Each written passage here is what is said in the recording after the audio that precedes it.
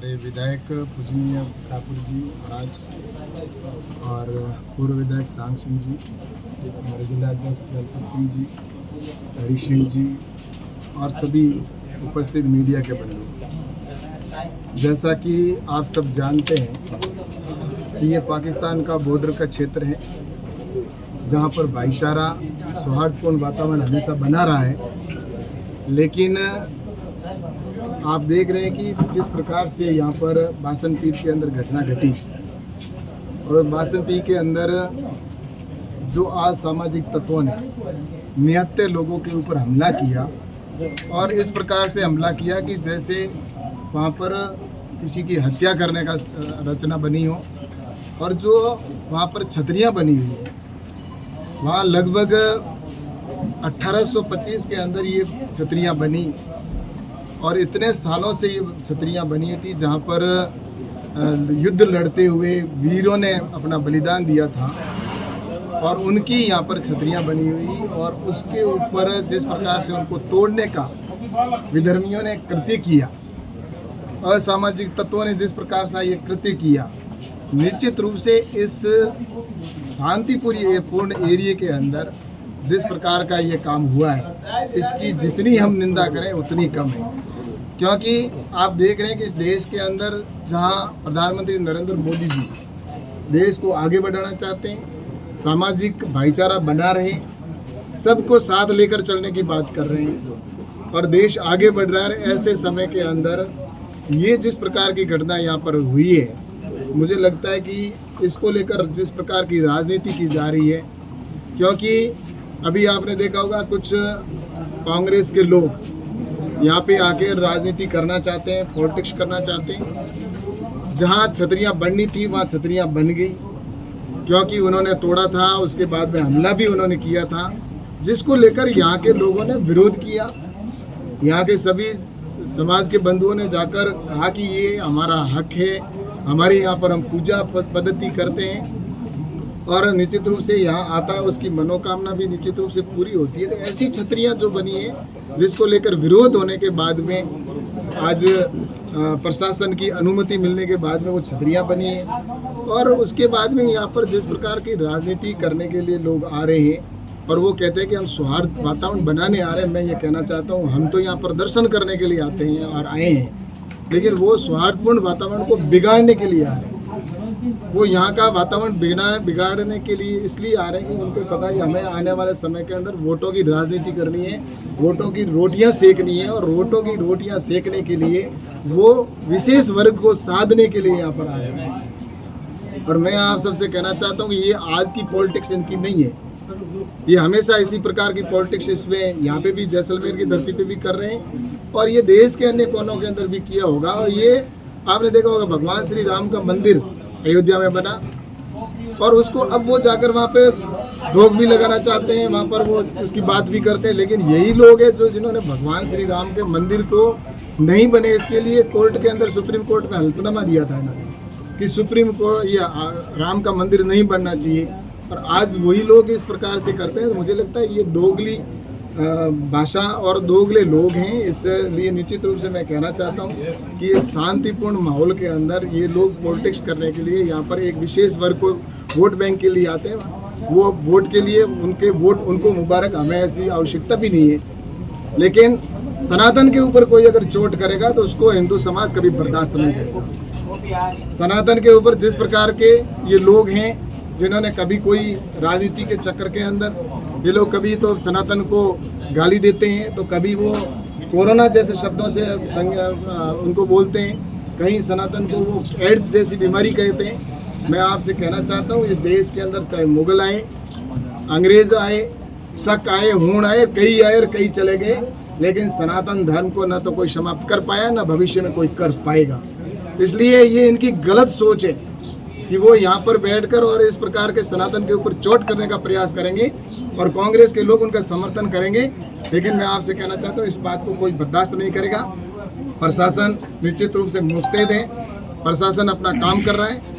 आज जब हम भी वहाँ पर गए तो प्रशासन ने कहा कि यहाँ पर धारा 163 लग चुकी है, तो निश्चित रूप से हमने भी प्रशासन के साथ रहकर उनको कहा कि हम निश्चित रूप से कानून के साथ खड़े, कानून की पालना करेंगे और यहाँ के लोगों के हम साथ हैं, यहाँ आम जन के हम सब साथ हैं। और निश्चित रूप से मैं कहना चाहता हूँ कि इस प्रकार की अगर गंदी राजनीति करने के लिए यहाँ पर अगर कोई आता है और करता है तो मुझे लगता है कि ये इसकी निंदा करनी चाहिए। और जिन लोगों ने यहाँ पर निहत्थे लोगों पर हमला किया उनके विरुद्ध कानूनी कार्रवाई होगी, सख्त से सख्त कार्रवाई होगी और निश्चित रूप से उनको जेल की सलाखों में डाला जाएगा। और भविष्य में भी इस क्षेत्र में नहीं, इस कहीं पर भी अगर यहाँ पर अगर इस प्रकार का कोई कृत्य करेगा तो निश्चित रूप से राजस्थान के अंदर सरकार है वो भारतीय जनता पार्टी की, भजन लाल जी की सरकार है और केंद्र में नरेंद्र मोदी जी की सरकार है।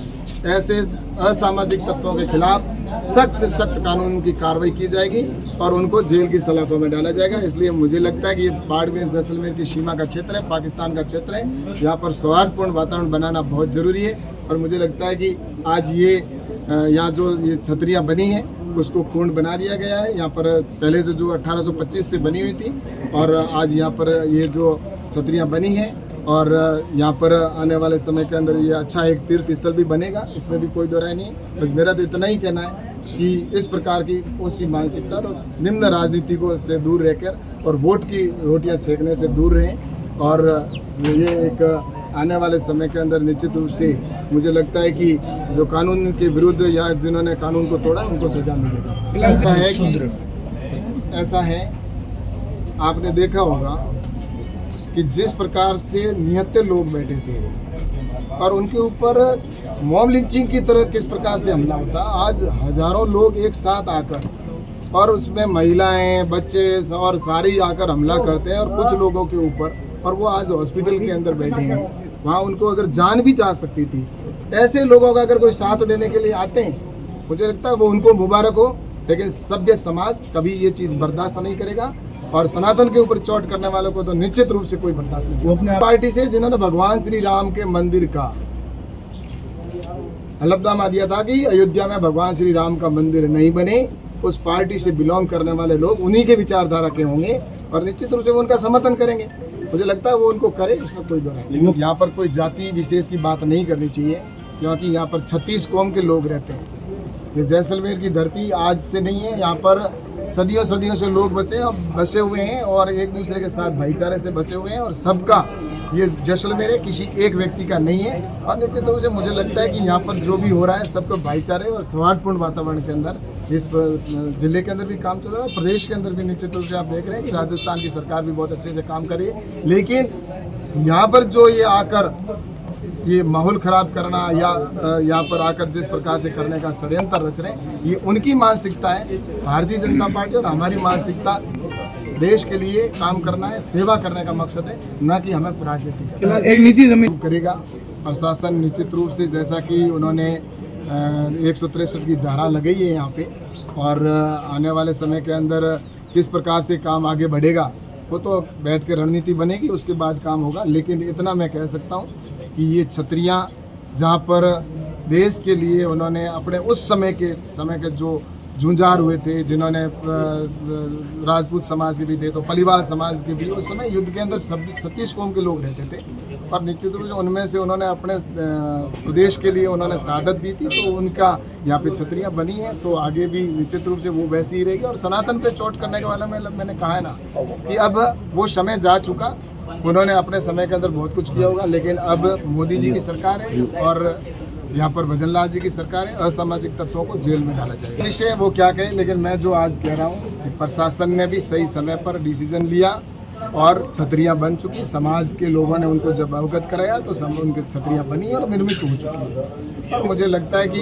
ऐसी एक छतरियाँ नहीं है, पूरे राजस्थान के अंदर जगह जगह पर हर समाज के लोगों की अपनी अपनी वहाँ पर उन्होंने स्थान बना रखे हैं और उनका अपना एक अलग इतिहास है और उनका अलग वहाँ पर उनका विशेषताएं हैं। और इसीलिए मुझे लगता है कि वहाँ पर जाकर हम सभी श्रद्धा से नतमस्तक होते हैं। ऐसे हर समाज के, जाट समाज में भी होंगे तो मेघवाल समाज में भी है, तो राजपूत समाज में भी है, तो पलिवाल समाज में भी है, तो ऐसे पूरे देश प्रदेश के अंदर, क्योंकि ये राजस्थान की वीरों की धरती है और यहाँ पर कई जूझार हुए हैं। है कि परिस्थितियां और काल और सरकार ने अपने हिसाब से इसका नाम बदल दिया। उस समय कांग्रेस की सरकार थी, कांग्रेस की सरकार के समय में इसका बासनपी का बासनपीर कर दिया।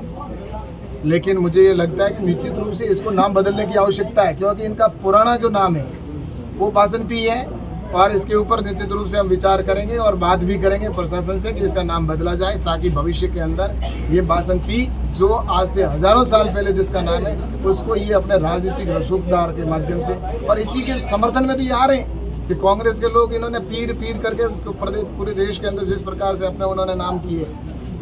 मोदी जी की सरकार है, योगी जी की सरकार है, उन्होंने आपने देखा दिल्ली के अंदर भी कई ऐसे अब बाबर जैसे के नाम के ऊपर और नाम रख दिए।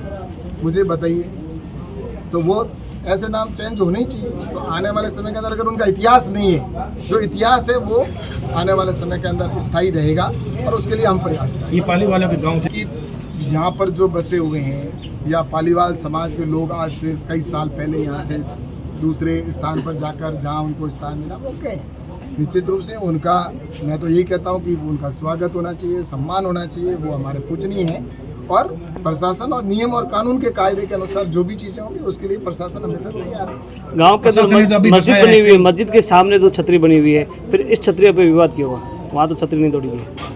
ऐसा है कि आप जानते हैं कि जिसको तोड़ा है, भगवान राम के मंदिर तो देश भर में कई जगह पर बने हुए हैं, लेकिन बाबर ने जहाँ भगवान राम का मंदिर था वहाँ तोड़ा तो पूरे देश के अंदर 500 साल से हम बैठे हैं, आज उसका इंतज़ार कर रहे थे और भगवान राम का मंदिर बना।